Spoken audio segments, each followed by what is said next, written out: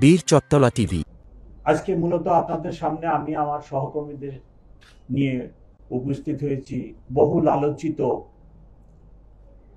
সাম্য হত্যাকাণ্ড সম্পর্কে দু একটি কথা বলার জন্য। আপনারা জানেন এই ঘটনাটি ঘটার পরে ঢাকা বিশ্ববিদ্যালয়ে প্রায় প্রতিদিনই সন্ধ্যায় এবং সকালে বিভিন্ন সংগঠন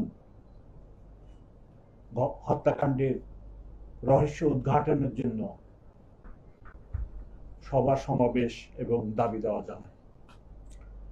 আমরা শুরু থেকেই এই হত্যাকাণ্ডের রহস্য উদ্ঘাটনের জন্য তৎপর ছিলাম। যেদিন হত্যাকাণ্ড হয় রাত্রিরে প্রথমে আমি ঢাকা বিশ্ববিদ্যালয়ের প্রক্টর সাহেবের ফোনে রাত্রি 2:15 আমার ঘুম ভাঙে। আমার মোবাইল সেটে আমি প্রথম খবর পাই। তৎক্ষণাৎ ডিসি রমনাকে আমি ফোন করি। সে এই হত্যাকাণ্ডে যারা জড়িত তাদের জন্য তখন ব্যস্ত ছিল।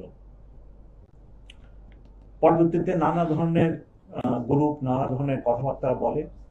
আমরা সবাইকে আশ্বস্ত করি যে আপনারা ধৈর্য ধরেন, ঢাকা মেট্রোপলিটন পুলিশ কাজ করছে, আমরা অনতিবিলম্বে এই ঘটনার রহস্য উদ্ঘাটন করতে সক্ষম হব। এই ঘটনার ছোট্ট একটি ব্রিফিং লিখিত বক্তব্য আমার সামনে। আমি এই ব্রিফিংটা এই লিখিত বক্তব্যটা পাঠ করি।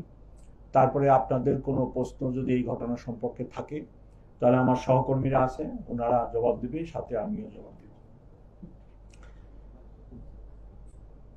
বিসমিল্লাহির রহমানির রহিম। প্রিন্ট ও ইলেকট্রনিক মিডিয়ার প্রিয় সাংবাদিকবৃন্দ, আসসালামু আলাইকুম ও শুভ অপরাহ্ন।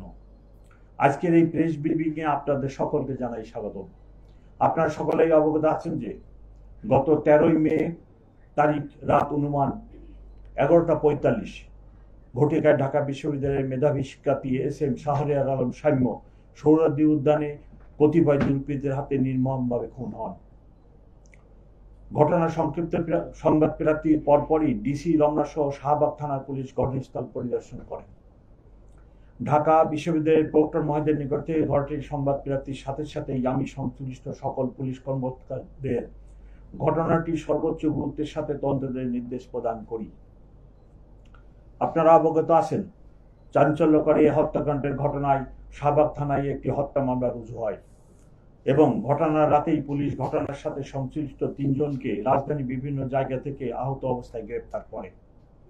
ঘটনাটির গুরুত্ব বিবেচনায় আমি নিবিড় তদন্তের স্বার্থে মামলাটি ডিবিতে স্থানান্তর করি।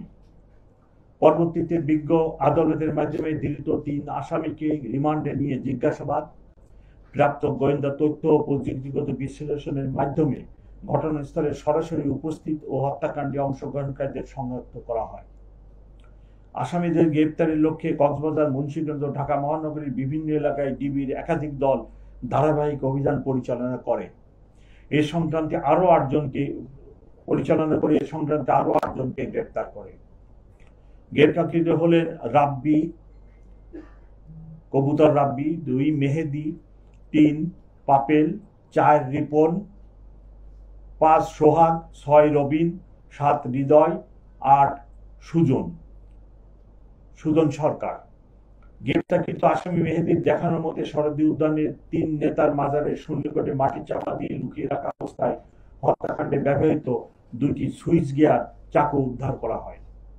গ্রেপ্তারকৃত আসামিদের মধ্যে এখন পর্যন্ত 2 জন ফৌজদারি কার্যবিধি 164 ধারা অনুযায়ী বিজ্ঞ আদালতে স্বীকারোক্তিমূলক জবানবন্দি প্রদান করে।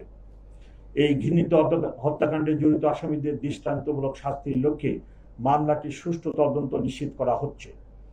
সম্ভাব্য দ্রুত সময়ের মধ্যে মামলাটির তদন্ত প্রতিবেদন বিজ্ঞ আদালতে দাখিল করা হবে এবং আমাদের পক্ষ থেকে দ্রুত গতিতে এই বিচার কার্য সম্পন্ন করার জন্য সকল উদ্যোগ আমরা গ্রহণ করব। সকলকে অনেক ধন্যবাদ। বীর চত্তলা টিভি।